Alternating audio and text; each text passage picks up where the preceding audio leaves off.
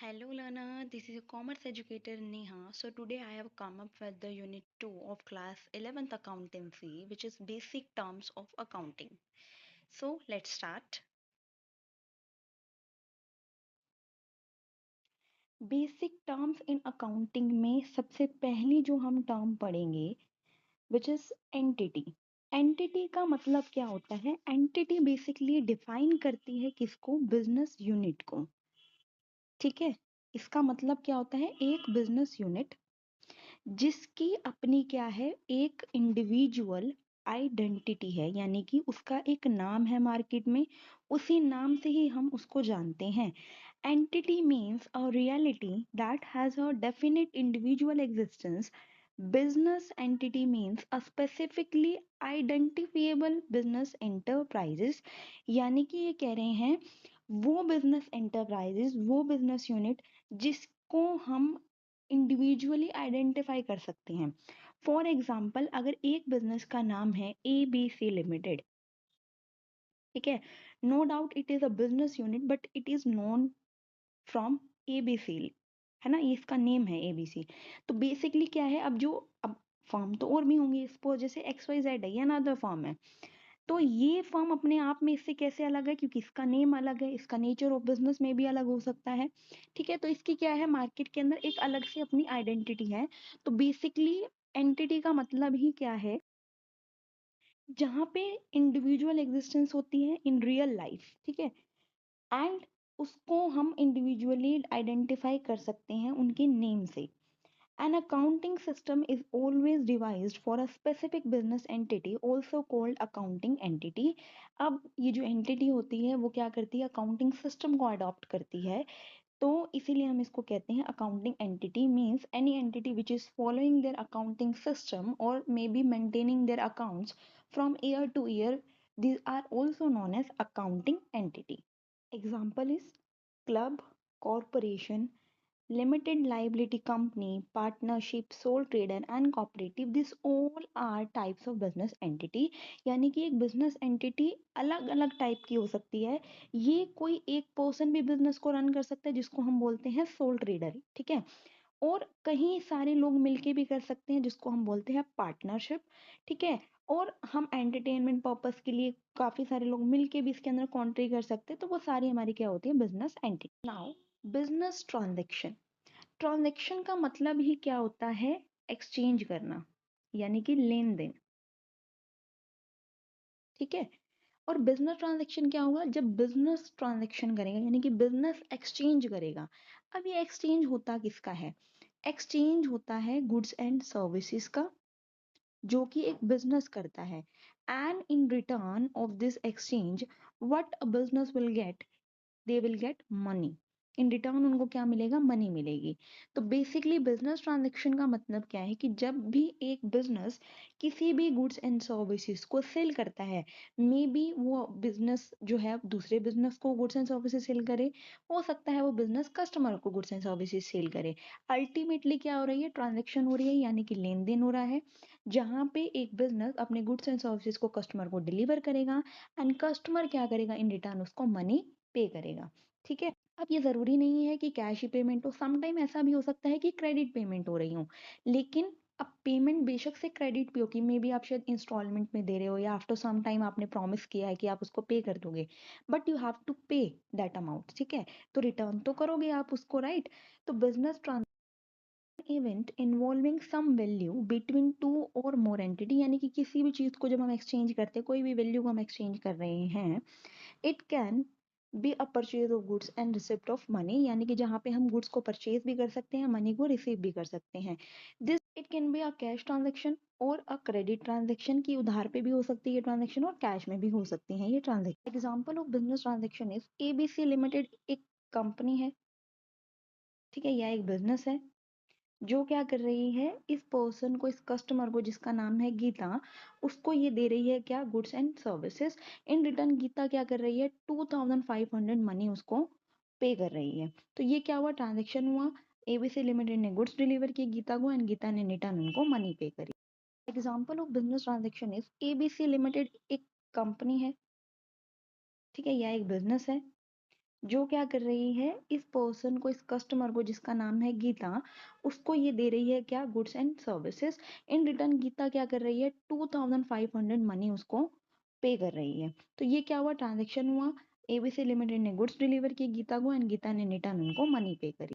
Assets, these are the material things, what they have said, material things or possession or property of the business including the amount due to it from other assets help to generate income. अब देखो assets होती क्या है, assets का basically मतलब क्या होता है, किसी की प्रॉपर्टी होना या किसी के पास किसी चीज की ऑनरशिप होना।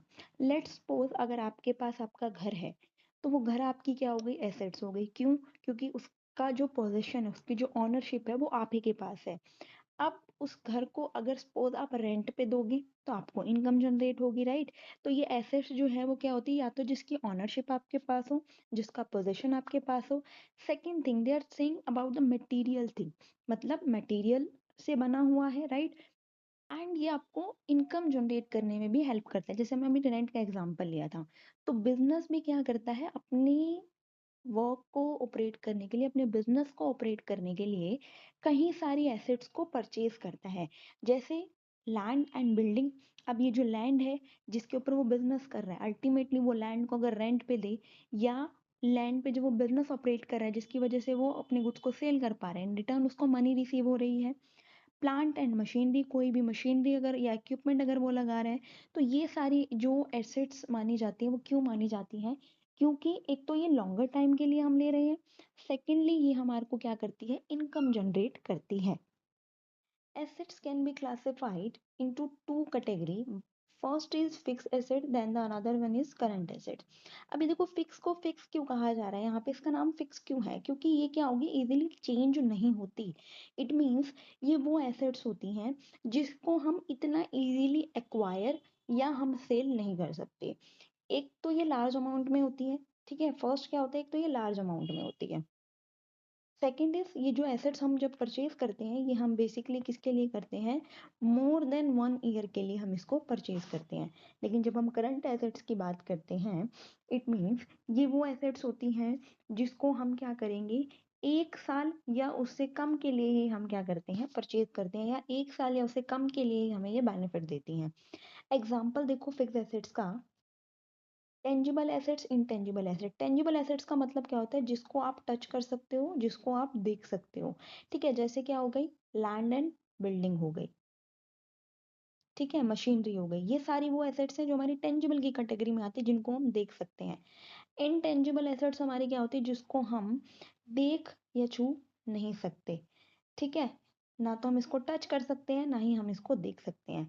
जैसे रेपुटेशन ऑफ द बिजनेस, जिसको हम गुडविल भी कहते हैं बिजनेस की टर्म्स में, ठीक है, कि एक बिजनेस की मार्केट में वैल्यू क्या है, उसकी रेपुटेशन क्या है।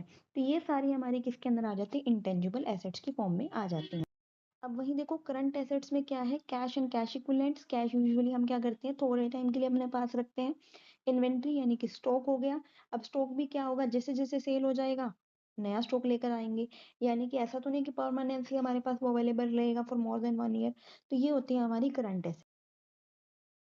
फिक्स एसेट्स जिसको हम नॉन करंट एसेट्स भी कहते हैं, क्योंकि हम इसे एक्वायर करते हैं for more than 1 year.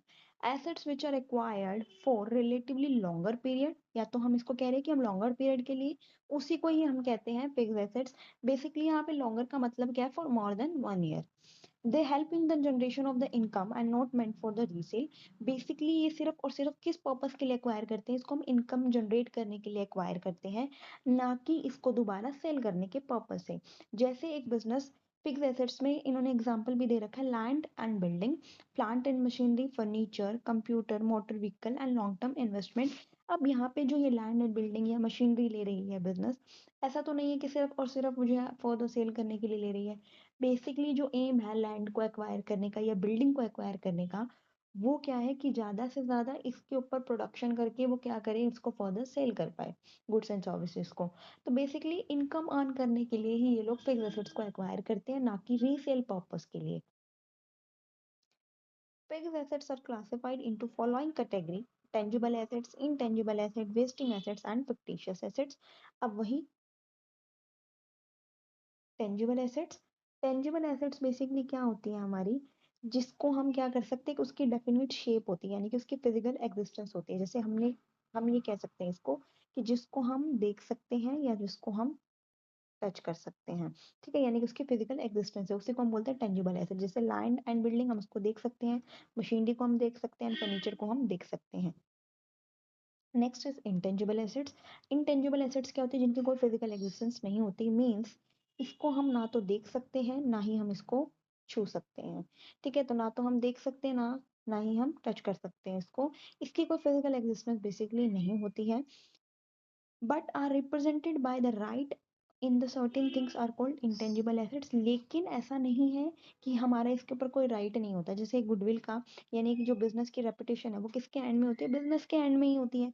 Patent यानी कि एक प्रोडक्ट को या एक जो मेथोडोलॉजी आपने प्रोडक्ट को बनाने में की है, वो मेथोडोलॉजी आपकी कोई कॉपी ना करे। ठीक है, क्योंकि वो नॉलेज आपकी है, वो एक्सपर्टाइज आपका है, वो मेथड, वो मेहनत आपकी है, उसको कोई अदर पर्सन कॉपी करके बेनिफिट ना ले, तो पर्सन क्या करते हैं, बिजनेस क्या करते हैं, उसका पेटेंट करवा लेते हैं, यानी एक राइट एक्वायर कर लेते हैं कि कोई भी पर्सन जो है वो इसको रॉन्गफुली या मीन्स इसका मिसयूज जो है वो ना किया जा सके।